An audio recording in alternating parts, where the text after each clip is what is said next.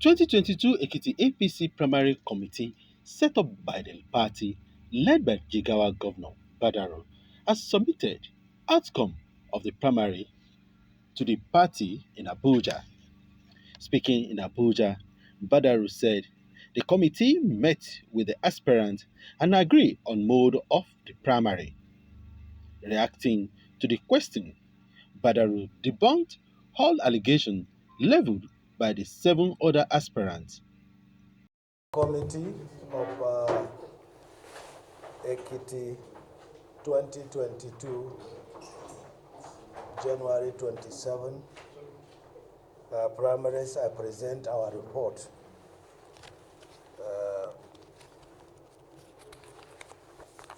This is 3 copies of the report as requested. This is the summary sheet for the whole state, and this is 16 summary sheets of the local governments.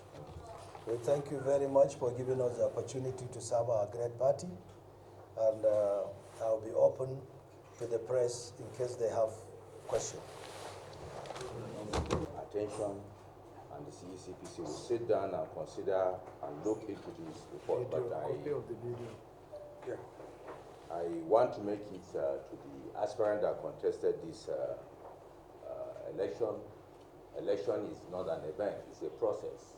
So there is going to be an appeal committee. Anyone with any grievances that is not agreed, he can come and table his petition before the appeal committee. The appeal committee will look into it. We are going to forward this report to the appeal committee so that it can be a material, a working tool for the appeal committee. Thank you, His Excellency, for this good job. Thank you. The stakeholders meeting we have was where 7 out of the aspirants were there, and we agreed on the conduct of this primaries. Was their agreement. Thank you, sir. The result sheets and the report of the primaries, where they were conducted in 166 wards, 11 wards. The process was disrupted, and we cancelled those 11 wards.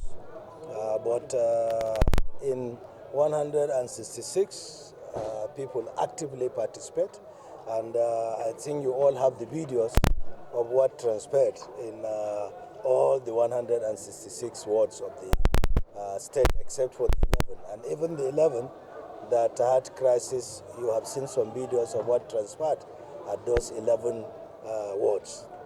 Your Excellency, in the course of the exercise yesterday, that is absolutely not true. When we landed on the 26th, I had meeting with all the aspirants. 7 attended out of 8. And we discussed the guidelines, and we agree on all the terms. What they are alleging is that party members, probably loyal to the governor, were choosing to serve as returning officers in various wards and local governments. And they raised that at the meeting, and I asked them, okay, the guideline is to use the party people to do the job. We cannot hire or take some people that are not from the party. But they can also give us 20/20 each from the party people that they believe will do justice to them.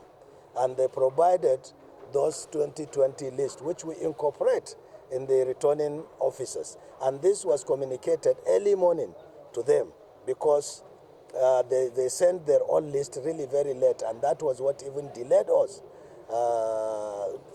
that night. But we managed to incorporate all the 20/20 people they sent to us to participate also in the exercise. But you can also see from what happened, they're supposed to have agents in all the 177 wards. And incidentally, these 11 wards that primaries were disrupted were wards that have relationship with most of the aspirants. So you can see, if they have that power to stop the Congress, they could have done it also in the 166 wards. You can see the number.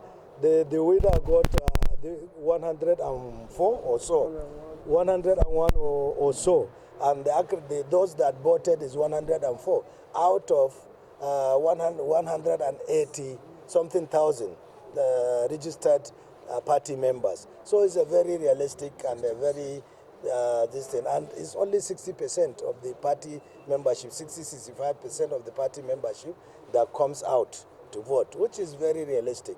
And for those of you that have been there in the field, you have been going around ward by ward, and you have seen yourself that it is actually people.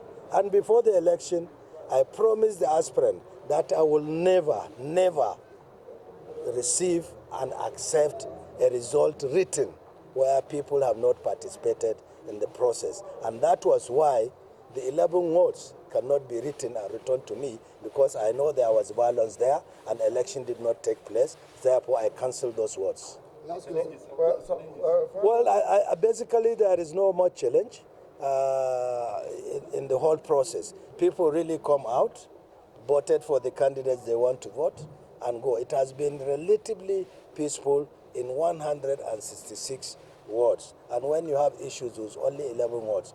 And mark you, we have also checked the number of registered voters in those 11 wards don't have the capacity to offset the margin of lead.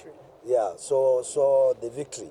So which means we declare the election, because even if we say we go and do rerun in those elections, the margin of victory is far beyond the number of council wards. Last question, please. They are party members. What we expect them is to join hands with us so that we continue to build the party and we continue to support the candidate that emerges. And at the opening of my engagement with the aspirant at the stakeholders meeting that we held in Ekiti, I told them power comes from God, and it is only God that determines who will win. And if we take it in our hearts to be patient, and God will certainly reward us, and believe that He determines who will be the governor, the next governor of Ekiti State, even before we start this process. So we should take heart, we should be responsible and respectful, and stop casting allegations, unnecessary allegations on people, because destroying somebody doesn't mean victory for you. It means you are also destroying yourself. Be fair to all and be open to all. God will continue to help you. But if you choose to castigate people, to humiliate people, and to cast insults on people, God is watching. You will certainly harvest what you have done, because the truth will always come out. And we did this primaries with utmost fear of God. And those that know me know that I will not try to report a result for anybody in this country. The truth to all.